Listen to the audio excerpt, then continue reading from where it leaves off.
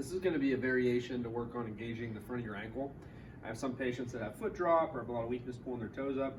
This is one of the first places I have them working on engaging that because they're not having to fight against gravity. So standing in front of a table, I have something my foot can slide on. I'm going to use a furniture slider, a towel on a kitchen floor, or a paper plate on carpet works the same.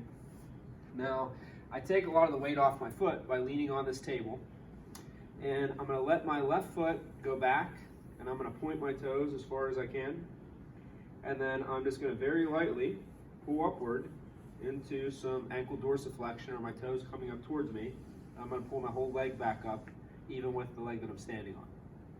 So I let my leg go back behind me, I let my toes point as much as they can point, and then from there I'm very lightly pulling this up forward.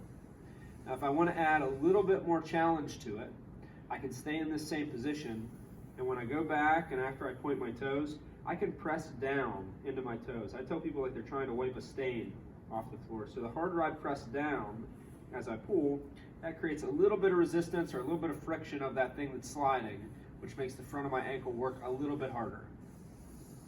So it's a nice way to start engaging the top of the ankle, especially if you have someone who's very weak.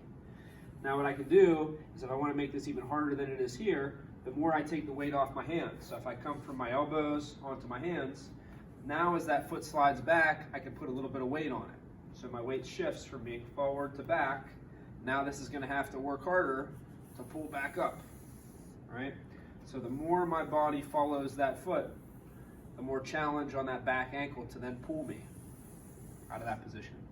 And then just another simple version of this is just if I'm standing around, I have people just doing little isometrics where they're pulling that toe into the floor to try and engage the top of their ankle. But the slider is a nice way to begin doing it where you're not having to fight against gravity.